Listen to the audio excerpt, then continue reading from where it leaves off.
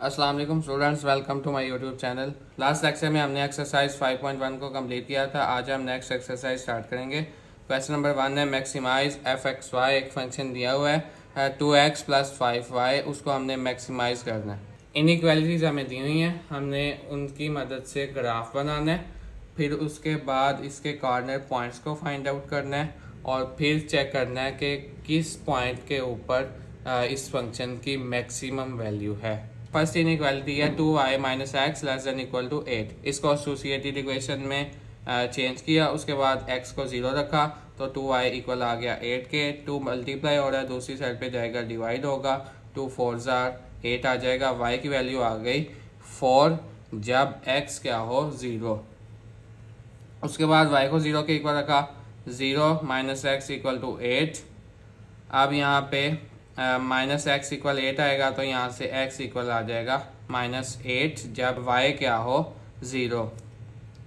अब x और y दोनों को 0 इक्वल रखा चेक करने के लिए। 0 - 0 <8, 0 लेस देन होता है 8 से, यस ये ट्रू आ जाएगा। सेकंड इनइक्वालिटी को यूज़ किया x - y, उसको हमने एसोसिएटेड इक्वेशन में चेंज किया तो x - y = 4 आ जाएगा। x को 0 रखा तो -y = 4, y इक्वल आ जाएगा -4 जब x क्या हो 0। उसके बाद y को 0 के इक्वल रखा तो x - 0 = 4, x इक्वल आ गया 4 के जब y क्या हो 0।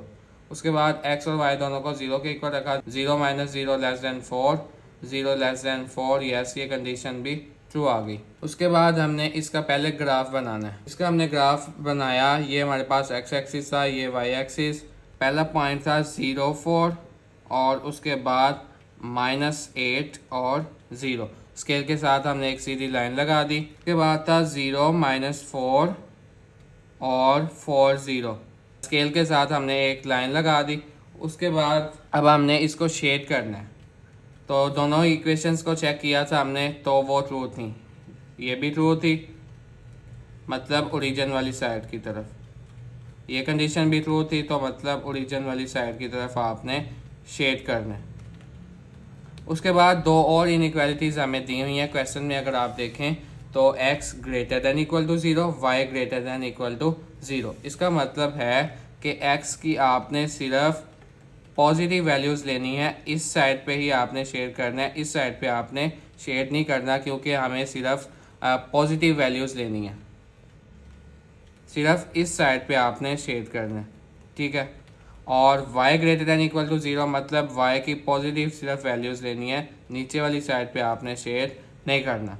अब चारों इक्वेशंस को मिलाएं तो चेक करें। इस इक्वेशन ने कहा कि आपने इस साइड पे शेड करना है, इसने कहा इस साइड पे, और इसने कहा इस साइड पे, और इसने कहा कि आपने इस साइड पे शेड करना है। तो सिर्फ ये वाला एरिया हमारे पास इसका शेडेड रीजन आ जाएगा।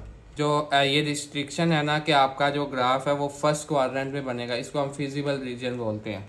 अब हमने इस शेडेड रीजन के कॉर्नर पॉइंट्स निकालने हैं।